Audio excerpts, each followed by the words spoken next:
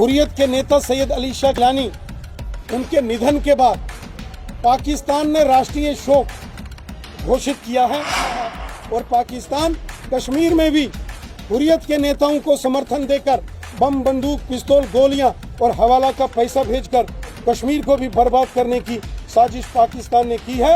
पाकिस्तान की इस करतूत से आज पाकिस्तान के काले कारनामे जग जाहिर हो गए हैं कि कश्मीर में बर्बादी के मंजर लाने वाला पाकिस्तान। आने वाले चुनावों में प्रचंड बहुमत के साथ भारतीय जनता पार्टी की जीत होगी और जम्मू कश्मीर की अगली सरकार बीजेपी की होगी और जम्मू कश्मीर का अगला मुख्यमंत्री भी भारतीय जनता पार्टी का होगा। पूरे विश्वास के साथ कहता हूं कि जम्मू कश्मीर के अंदर जब आगामी चुनावों के बाद यहां सरकार बनेगी वो भारतीय जनता पार्टी की सरकार होगी।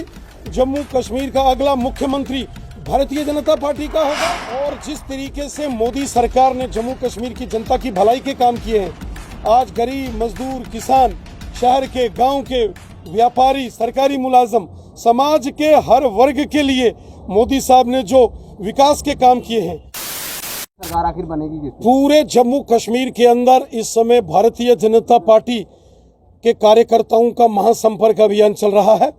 सभी जम्मू कश्मीर की असेंबली सेगमेंट वाइज विधानसभा अनुसार भारतीय जनता पार्टी के कार्यकर्ताओं का सम्मेलन करके आने वाले चुनावों की रणनीति भारतीय जनता पार्टी पूरी तरीके से बना रही है।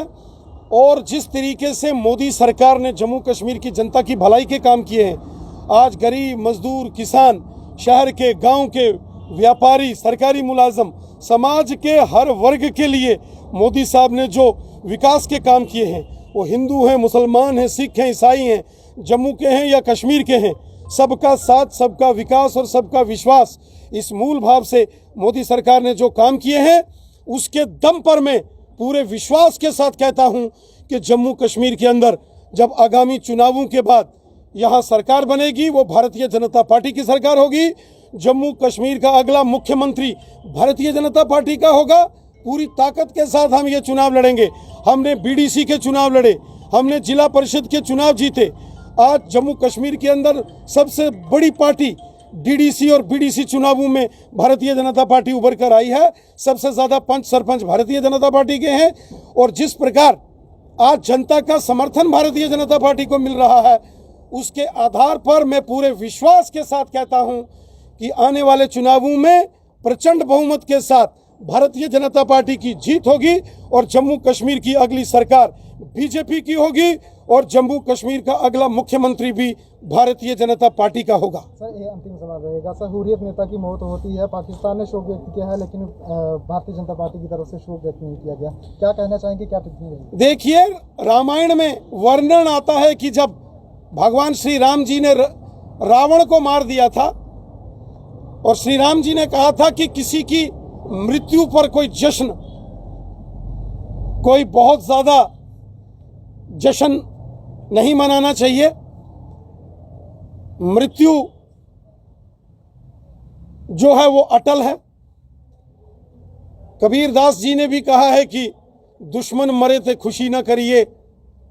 इसलिए भारत जो दुनिया से चला गया है वो दुश्मन किस तरह से, लेकिन जिस तरीके से हुर्रियत के नेता सैयद अली शाह गिलानी उनके निधन के बाद पाकिस्तान ने राष्ट्रीय शोक घोषित किया है, ये बात आज साबित हो जाती है कि पाकिस्तान हुर्रियत कॉन्फ्रेंस के अलगाववादी नेताओं के जरिए जम्मू कश्मीर में खूनी खेल खेल रहा है।